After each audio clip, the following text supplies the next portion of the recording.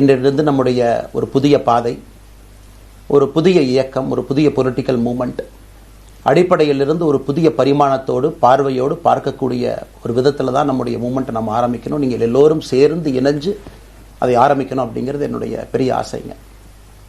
அதற்கு முன்பு சில விஷயத்தை சொல்லணும். என்னுடைய அரசியல் பாதை என்பது ரொம்ப வளைஞ்சு நெளிஞ்சு இங்கே வந்து உங்கள் முன்னாடி நின்றுட்டு இருக்கேன். இது ஈஸி பாத் கிடையாது. ஒரு கிராமத்தில் பிறந்து ஒரு சாதாரண குடும்பத்தில், விவசாய குடும்பத்திலிருந்து வந்து ஒரு காமன் மேன் அரசியலுக்கு வர்றதே நம்ம ஊரில் நாம் ஒதுங்கிக்குவோம், வரமாட்டோம். பட் அதே போல் என்னுடைய பாதையும் கூட 2009 கேப்டன் விஜயகாந்த் அவர்களுடைய கட்சியில் தேமுதிகவில் ஐஏஎம் லக்னோவில் படிக்கும் பொழுது ஒரு இன்டர்ன்ஷிப்பாக 3 மாத காலம் ஆரம்பித்து, அதன் பிறகு 10 ஆண்டு காலம் கழித்து பாரதிய ஜனதா கட்சியில் ஆரம்பித்து 6 ஆண்டுகள் பாரதிய ஜனதா கட்சியிலிருந்து இன்னைக்கு தனித்துவமாக நம்முடைய இயக்கத்தை மக்கள் முன்னாடி வைக்கணும். உங்கள் முன்னாடி வைக்கிறேன்.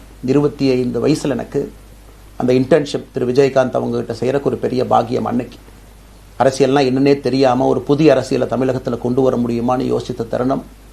இன்னைக்கு வயது 42, கிட்டத்தட்ட 17 ஆண்டுகள் போராடிக்கிட்டே இருக்கிறேன். ஒரு புதிய பாதை உருவாக்க முடியுமா, ஒரு பெட்டர் பாலிடிக்ஸ், ஒரு பெட்டர் சொசைட்டி கொண்டு வர முடியுமா.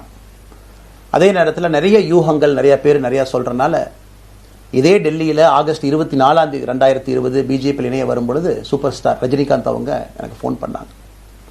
எனக்கும் அவருக்குமான நட்பு கிட்டத்தட்ட நான் பதவியிலிருந்து வந்த பிறகு ஒரு நட்பு. நிறைய அவர்கிட்ட பேசுவேன். அவருடைய அரசியல் பாதை எப்படி இருக்கணும் அப்படின்லாம் பேசியிருக்கேன்.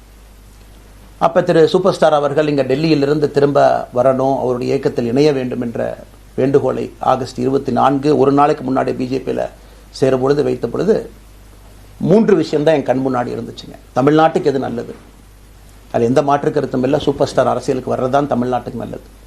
சூப்பர் ஸ்டாருக்கு என்ன நல்லது, அவர் அரசியலுக்கு வராமல் இருக்கிறது தான் அவருக்கு நல்லது. கோவிட் காலகட்டத்தில் அவருக்கு இருக்கக்கூடிய உடல் பிரச்சனைகள், அதையே பார்த்துக்கணும். முதல்ல அவர் ஆரோக்கியமாக சந்தோஷமாக இருக்கணும்.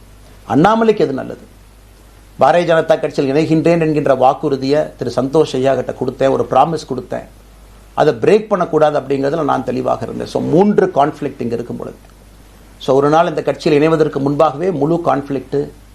அன்னைக்கே ரஜினிகாந்த் ஐயா பேசி அந்த ஃபோன் காலுக்கு முதல் முறையாக மறுத்து, ஐயா மன்னிச்சுக்கங்க என்னால் வர முடியாது என்று சொல்லி பாரதிய ஜனதா கட்சியில் அடுத்த நாள் இணைத்துக் கொண்டேன். அதன் பிறகு சூப்பர் ஸ்டார் அவங்களை பார்த்து மன்னிப்பு கேட்டேன். அவரும் பெருந்தன்மையாக அவருடைய அரசியல் பாதையை அவரும் பெருந்தன்மையாக அடுத்து தீர்மானித்தார்.